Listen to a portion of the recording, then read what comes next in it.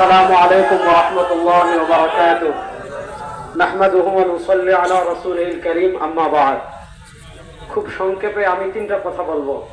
কথা নম্বর 1, আপনারা যারা এখানে এসেছেন আপনারা জানেন আমাদের বাংলাদেশকে তুরস্ক বানানোর জন্য, আমাদের বাংলাদেশকে বুখারা সমরকত বানানোর জন্য সবচেয়ে বড় যে ষড়যন্ত্র হচ্ছে, আমাদের শিক্ষা সিলেবাস থেকে ইসলামকে মেসাকার করে দেওয়া হয়েছে।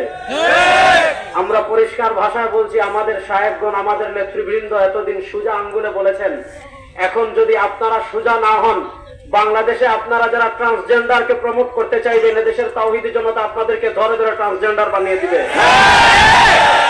কথা নম্বর 2, আমার ভাই রিজওয়ান রফিকি বলেছেন, এই দেশের আদালতে চুর, বাটপার, বদমাশ, সুদখোর, ঘুষখোর যারা সুদ প্রমোট করে, জুয়া প্রমোট করে, তাদের জামিন হয়ে আর উম্মার সিংহ সন্তানদেরকে 3 বছর থেকে কারাগারে বন্দী রেখেছেন।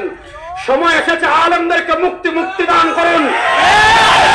এই দেশের তাওহীদি জনতা একত্রিত হয়ে আপনাদেরকে লাল কার্ড দেখাতে বাধ্য হবেন।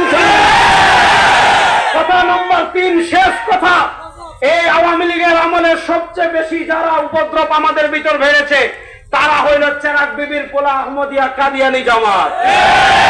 আমরা আজকের এই মজমা থেকে সুস্পষ্ট ভাষায় বলতে চাই, কাদিয়ানিরা বেলা সব কাফের, কাদিয়ানিরা সন্দেহ ছাড়া কাফের। বাংলাদেশে যারা কাদিয়ানিদের পক্ষে কথা বলবে তারাও কাফের, বাংলাদেশে যারা কাদিয়ানিদের পক্ষে টিভি টকশোতে কথা বলবে তারাও কাফের, বাংলাদেশে যারা কাদিয়ানিদের পক্ষে সংসদে দালালি করবে তারাও কাফের, বাংলাদেশে যারা কাদিয়ানিদেরকে প্রতিষ্ঠা করতে চাইবে তারাও কাফের। আমরা আজকের চরমনায়ের এই ময়দান থেকে সুস্পষ্ট ভাষায় বলতে চাই, কাদিয়ানিদের কোন ইজতেমা যদি এই দেশে করতে দেওয়া হয়, রক্তের পণ্য বয়ে যাবে।